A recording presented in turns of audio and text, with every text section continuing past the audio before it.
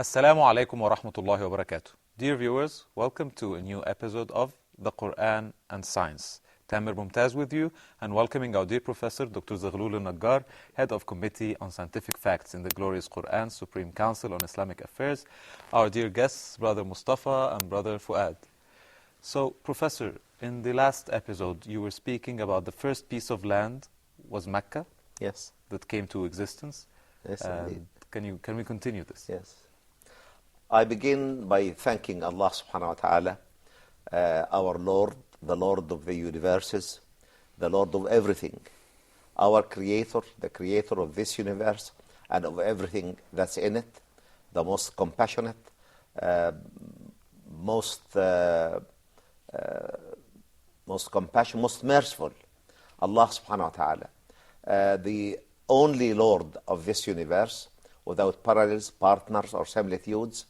And I seek His blessings and reward for Prophet Muhammad sallallahu alaihi wasallam, the seal of that long chain of messengers and prophets that were sent by Allah for the guidance of man.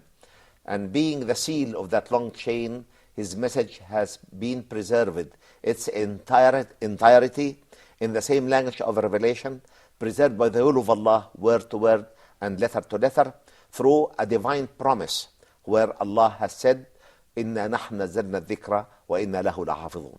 Verily, we have sent down the reminder, and verily, we will always be preserving it. And I greet you all in our Islamic way. Assalamu alaikum wa rahmatullahi wa barakatuh. And our audience as well.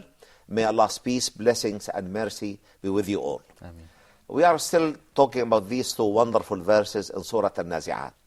وَالْأَرْضَ بَعْدَ ذَلِكَ دَحَاهَا أَخْرَجَ مِنْهَا مَاءَهَا مَرْعَاهَا. And I said, الدحو in Arabic means المد والبسط والإلقاء, throwing away, extending, and providing more material. And this is a beautiful word to describe the volcanic activity. And it has been scientifically proved that our Earth, in one of its early phases of history of the Earth, it was completely covered by water. They call this the primordial ocean, the original ocean, the first ocean. And this ocean was ruptured at its bottom by a volcanic activity, and these volcanoes start to erupt and throw their magma and their gases and their water vapor until a seamount was built at the bottom of that primordial ocean. Strangely enough, every single ocean has got a seamount at its middle. On top of these deep fractures, you get the accumulation of magma. So the very first peak of that seamount was a volcanic island. And this volcanic island was the origin of building up all the continental mass. And we have enough evidence to say that all the continental masses of today started by a single continent, which is known as the mother continent, or the mother of all continents, or Pangaea. This continent was split by deep rifts into the 7 continents of today. And they started to drift away from each other until they reached their current positions.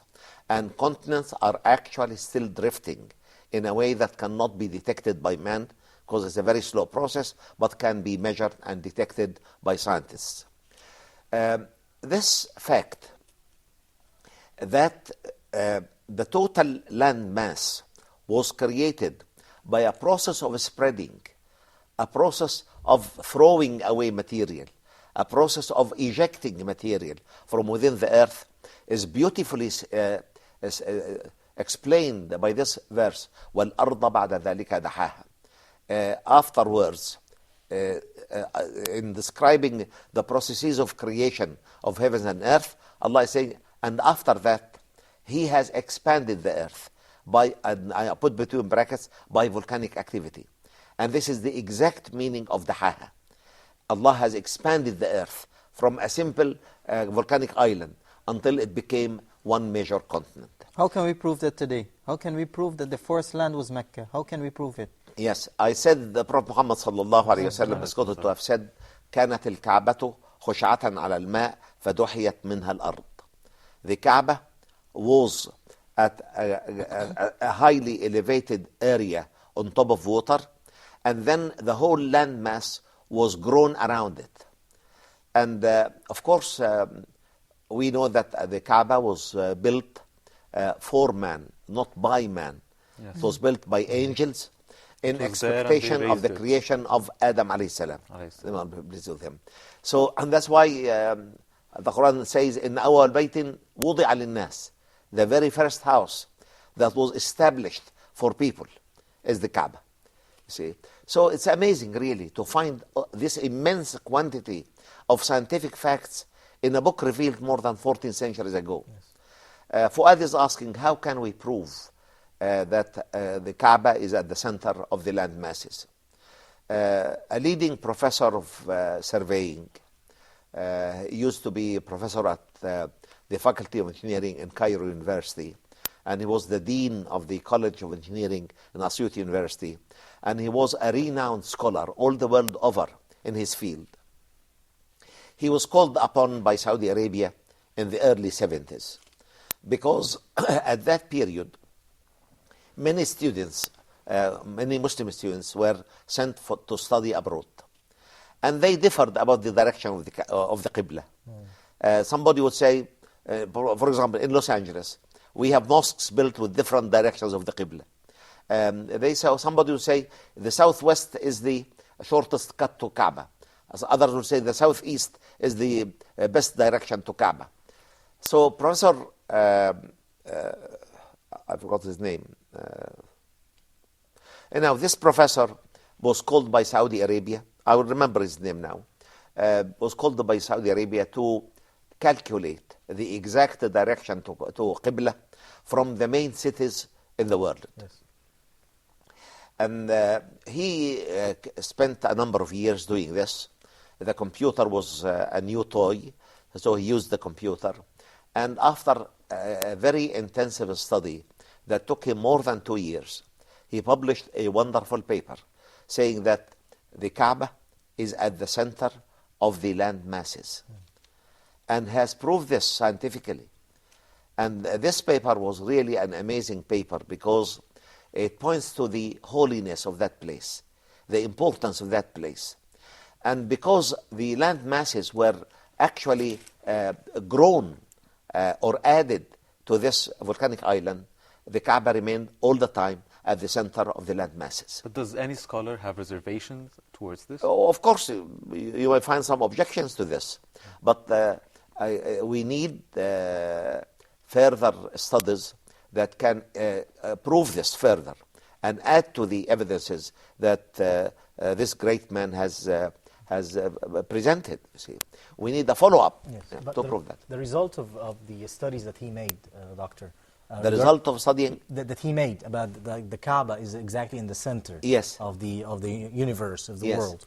Okay, still up till today, even in the United States, some mosques pray towards the east, and others pray towards the other side. So is it still debatable? So how, what are the results? But there are tables produced by this professor and by other professors of our time that indicate the exact direction to the Kaaba from the main cities of the world. I forgot his name, but I'll remember it now, inshallah. You see, these tables have to be used because we should not rely on laymen to calculate the direction of the Qibla. This is a pure science and needs specialists to establish it on a scientific basis. This professor also proved something very important. He said that the longitude of the Kaaba is the only longitude that has no magnetic deviation, no magnetic declination. And it's amazing. All the points on the longitude of the Kaaba does not have any magnetic declination. What's wrong with having a magnetic declination? You see, the Earth has two norths. Yes. we have the geographic north or the true north, which is indicated by the stars, by the constellations, Polaris particularly.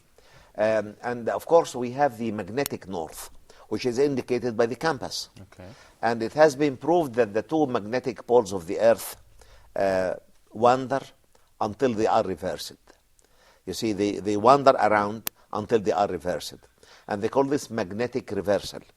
And with every magnetic reversal, we have mass deaths of life. You see, with every magnetic reversal. So when on any map, we have the geographic north or the true north, and we have the magnetic north. The angle of magnetic declination of the longitude, Greenwich longitude, actually lies almost 8 degrees to the west of the north. And running the other longitudes parallel to it has created lots of mistakes and lots of problems. And that's why this professor who proved the centrality of the Kaaba to the land masses called upon Muslim scholars to try to invite scientists to choose the longitude of the Kaaba as the prime longitude. So that it will be the most accurate. Inshallah, yes. Anything to the east of it should be considered east, and anything to the west of it should be considered west. Actually, Greenwich line was established during British imperialism, and it was imposed on people at the edge of the sword. But it has many deficiencies, many problems that have to be corrected and have to be rectified.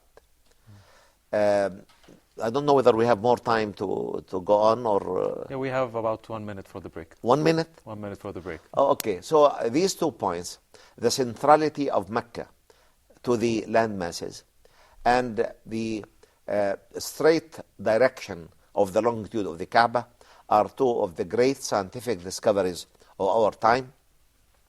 They need to be followed by further scientific research. They need to be presented to scientists in the field in international conferences, because this can be one of the most beautiful invitations for Islam. It's certainly very important. Thank you, Professor. We'll go for a short break, and inshallah we'll be together again.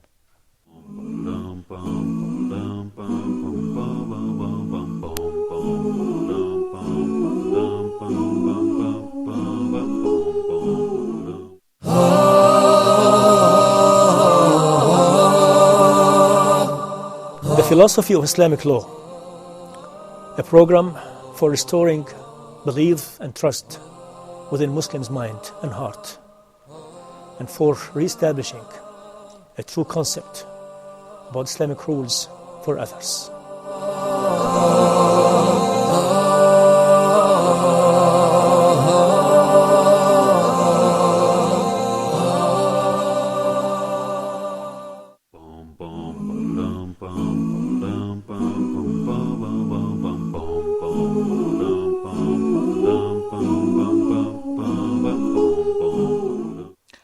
Welcome back, dear viewers, and continuing our conversation with Professor Zaghloul Al-Najjar. So we were talking about that the most precise way of calculating the pole, the longitude, is in Mecca. Yes, Yeah. yes. I recall the name of this eminent professor who proved this, Professor Hussein Kamaluddin. May Allah accept him in paradise, inshallah, because he passed away a few years ago. And these 2 observations, that Mecca is at the center of the globe, and the longitude of Mecca is the only longitude that points to the exact north, to the true north, to the geographic north. These are 2 of the most valuable scientific observations that can be presented to people of our time as scientific evidence and scientific proof for the holiness of the site of the Kaaba. And the Quran emphasizes this by saying, إن أول بيت وضع للناس للذي ببكة مباركا وهدى للعالمين فيه آيات بينات مقام إبراهيم. In it there are signs for people to reflect, and these are some of the signs. So of course, there are many other signs. So the Kaaba being the center, right? This also shows that it was the first piece of land. Yes.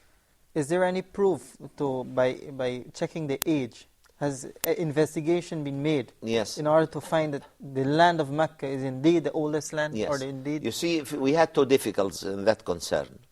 The first difficulty is that rocks of the earth go into cycles as well. Okay. And they change from one form to the other. And as they change, become metamorphosed.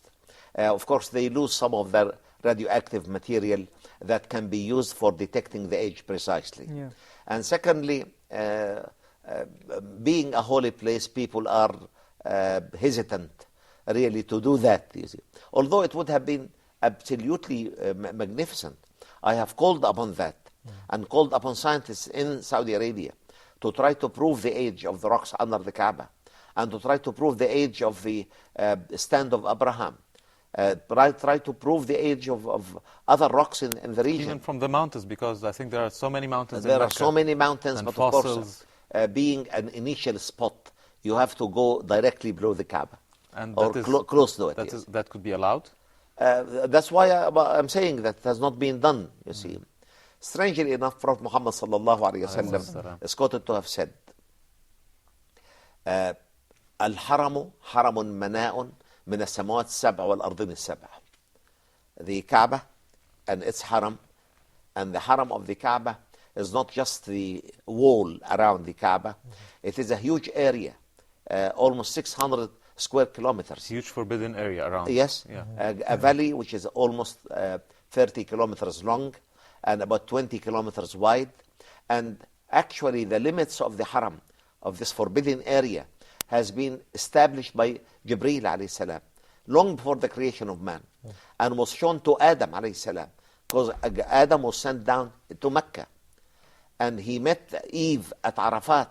Yes. And that's what's called Arafat, to know one the another area there. of connaissance, you see. recognition. And Adam, of course, taught his children and his descendants.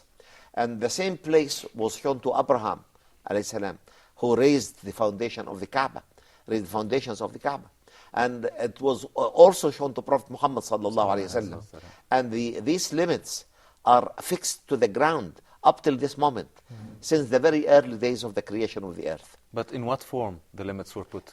Pillars that are built and have rather deep foundations that indicate the limits of the forbidden area. And they are there up They are to there. now. They are there. up This till also now. leads me to another question, Doctor. Yes.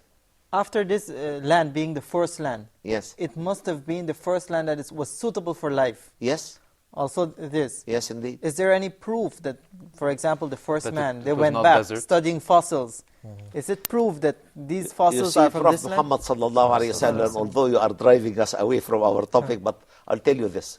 Prophet Muhammad sallallahu alayhi wasallam is quoted to have said, لا تقوم الساعة حتى تعود أرض العرب مروجا وأنهارا كما كانت. Yes. Yeah. The last hour will not come until the Arabian Peninsula or the Arabian land would return back a green area and running water, see, as it was. And fossils have actually proved that it was a highly green area.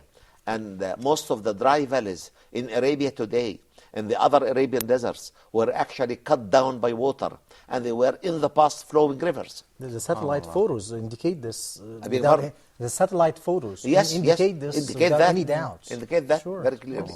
But now I would like to come back to our two verses to finish what I want to say about them. Yes, please. وَالْأَرْضَ بَعْدَ ذَلِكَ دَحَاهَا أَخْرَجَ مِنْهَا مَاءَهَا وَمَرْعَاهَا. Allah is saying that in a particular phase of the creation of heavens and earth, the earth has been spread out from a central point, and the central point was Mecca. Yes. This simple fact was not known until the end of the 20th century. Yes. And for the Quran, a book revealed more than 14 centuries ago, to spell it out that beautifully, that plainly, you see, is a miracle by itself, is a testimony to everybody that this book is the word of the Creator in its divine purity, and a testimony to the prophethood of Muhammad sallallahu alayhi wa sallam. وَالْأَرْضَ بَعْدَ ذَلِكَ دَحَاهَا. And then he comments on that by saying, أَخْرَجَ مِنْهَا مَاءَهَا وَمَرْعَاهَا. He has caused both its water and its pasture to be gushed out from it, from within it. And of course we know that both water vapor and carbon dioxide can come out from the earth through volcanic activity. And the spreading of the land came out through volcanic activity. Again. And that's why Ibn Abbas, may Allah be pleased with him and his father, was quoted to have said, when he was asked, what's the meaning of Dahaha? He said it was explained by the following verse. أخرج منها ماءها ومرعاها. So, الدحو is a beautiful term to express volcanic activity. And science has proved that all land masses were created by volcanic activity, that all water of the earth was gushed out through volcanic activity, all the carbon dioxide in our atmosphere was actually generated by volcanic activity. Even the very first ocean you were speaking about? Even the very first ocean that covered the land, it Yes. was also there by volcanic activity? Definitely. Where did the water come from? But volcanic activity when the earth was land. Okay. And then was all covered by water. Okay. And then a new process generated the land Second masses. volcanic activity. Came later on. Okay. Yes. Very good. So really, the more we look into these cosmic verses in the Holy Quran, the more we see evidence for any logical person to believe that the Quran cannot be the word of man. It is the word of the divine being in its divine purity. And that's why it has been preserved for more than 14 centuries in exactly the same language of revelation, preserved by the will of Allah, word to word and letter to letter. And we believe that this will go on forever, so that the Quran and the Quran alone can remain as a living testimony over every human being. And that's why we call upon everybody who believes in Allah, who believes in a creator of this universe, who believes in death, accountability, judgment, eternity, life to come, to read the Quran even in a translation and judge for himself or for herself whether this book can be the work of man or the pure word of the divine being. And I think, I dare say that scientific notions in the Holy Quran is the most suitable address of the people of our time, a time when Allah subhanahu wa ta'ala has opened gates in front of man to see more of this universe, more of the laws that are governing this universe. And we are living today in an era of science and technology, and the most logical language to address people is through science. And the more we do our homework by presenting these cosmic verses in a good scientific language, a well-documented language, the more we can accept people to Islam, the more we can solve many of the world problems that are devastating the whole of the globe day after day, because people have become very powerful through science and technology, and they have been very lacking in the area of religion, in the area of morality, in the area of fearing Allah subhanahu wa ta'ala, in the area of fearing responsibility in front of Allah on the Day of Judgment. Just one question before we finish. We have a Yes. few minutes. Scholars now, are they using the longitude of Mecca? Or No. They're not using it. Of course, we have to do more work and to present this topic to international conferences and convince people with it, because not everybody is convinced with it. As I said, Britain forced the Greenwich line on the whole world, you see.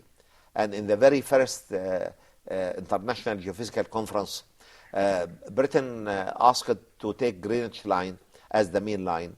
The French people asked to take the line of Paris. And the Jews were trying to impose either Jerusalem, the longitude of Jerusalem, or the pyramids, the Great Pyramids. But of course, Britain was the superpower at that time. And of course, they forced Greenwich line on everybody.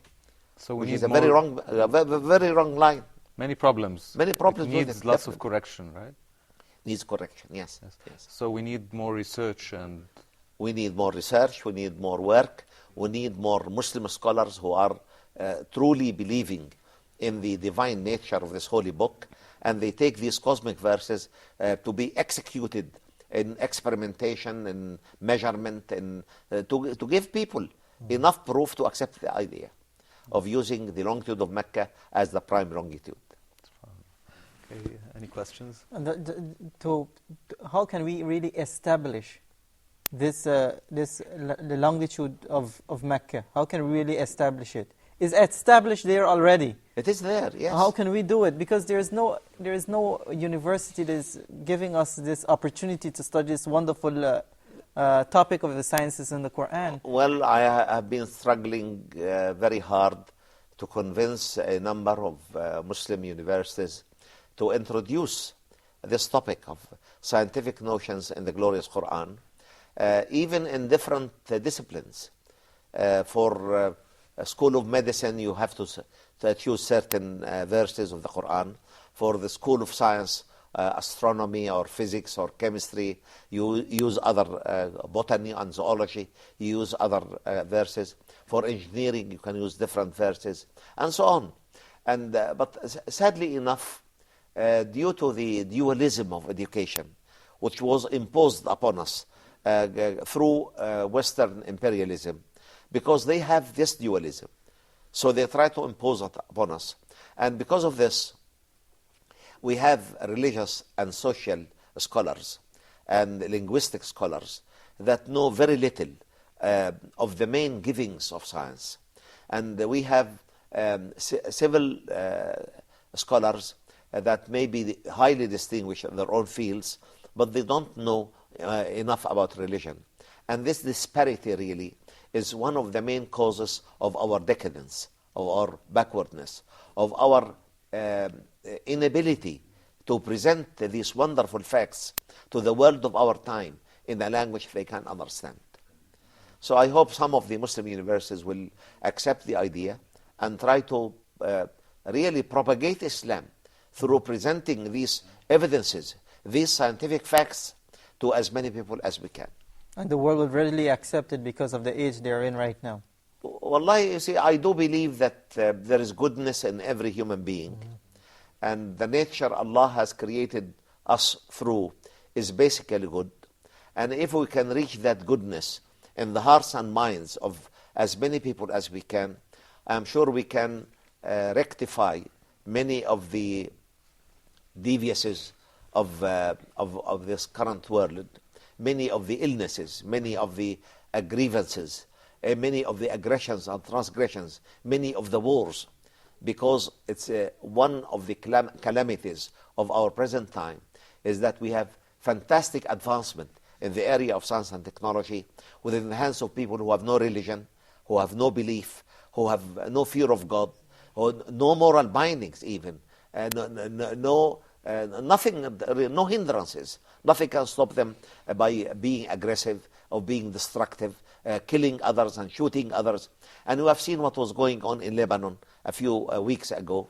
1.5 million smart bombs or cluster bombs were dropped on southern Lebanon alone.